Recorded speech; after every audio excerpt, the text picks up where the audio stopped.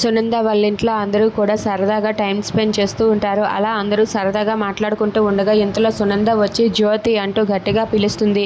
అది వినగానే జ్యోతి, సూర్య అలాగే ఆనంది వీళ్ళందరూ కూడా ఒక్కసారిగా షాక్ అయ్యి ఏంటి ఎందుకు అలా పిలిచారు అని చెప్పి అనుకుంటూ ఉంటారు. ఇక ఆనంది అయితే ఏమైంది అత్తయ్య గారు అంటూ ఉంటుంది. దాంతో అక్కడ ఉన్న సునంద అయితే ఈ జ్యోతి మారలేదు, మారినట్టు నటించింది అంతే, గతంలో ఉన్న జ్ఞాపకాలన్నీ మర్చిపోలేదు, అవన్నీ గుర్తుపెట్టుకుంది కాబట్టి నాకు ఇలాంటి గిఫ్ట్ ఇచ్చి అవమానించాలనుకుంటుంది అని చెప్పి అంటూ ఉంటుంది. అది వినగానే ఆనంది అయితే అసలు ఏం మాట్లాడుతున్నారు అత్తయ్య గారు అని చెప్పి అంటూ ఉంటుంది.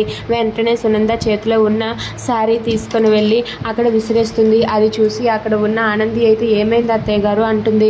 ఈ చీర ఇచ్చి నన్ను అవమానించాలనుకుంది ఈ జ్యోతి, గతాన్ని మర్చిపోలేదు, తనకి నేను అప్పుడు ఎంత ఇబ్బంది టార్చర్ చూపించానో ఇప్పుడు నాకు కూడా తను చూపించాలనుకుంటుందేమో అని చెప్పి అంటూ ఉంటుంది. అది వినగానే ఆనంది అయితే వెంటనే ఆ చీరను తీసుకొని ఏమంది అత్తయ్య గారు అంటూ ఉంటుంది.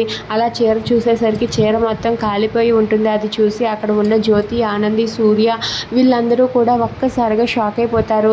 ఇక అక్కడ ఉన్న సునంద అయితే ఇలా కాలిపోయిన చీర ఇచ్చి నన్ను అవమానించాలనే కదా నువ్వు ఇదంతా అరేంజ్ చేసావు, నువ్వు ఇదంతా కావాలనే చేసావు కదా జ్యోతి, నాకు తెలుసు నువ్వు కావాలని చేసి ఇప్పుడేమో ఏమీ తెలియనట్టు నటించకు, నువ్వు కాలిపోయిన చీర ఇచ్చి నన్ను అవమానించాలనుకున్నావు కదా అని చెప్పి అంటూ ఉంటుంది సునంద. అది విని జ్యోతి అయితే కంగారు పడుతూ ఉంటుంది. అయ్యో మీరు నన్ను అపార్థం చేసుకుంటున్నారు సునంద గారు అని చెప్పి అంటూ ఉంటుంది. అయినా సరే సునంద అయితే నువ్వు కావాలనే ఇదంతా చేసావు అని చెప్పి పదే పదే అంటూ ఉంటుంది. If you like this video please subscribe.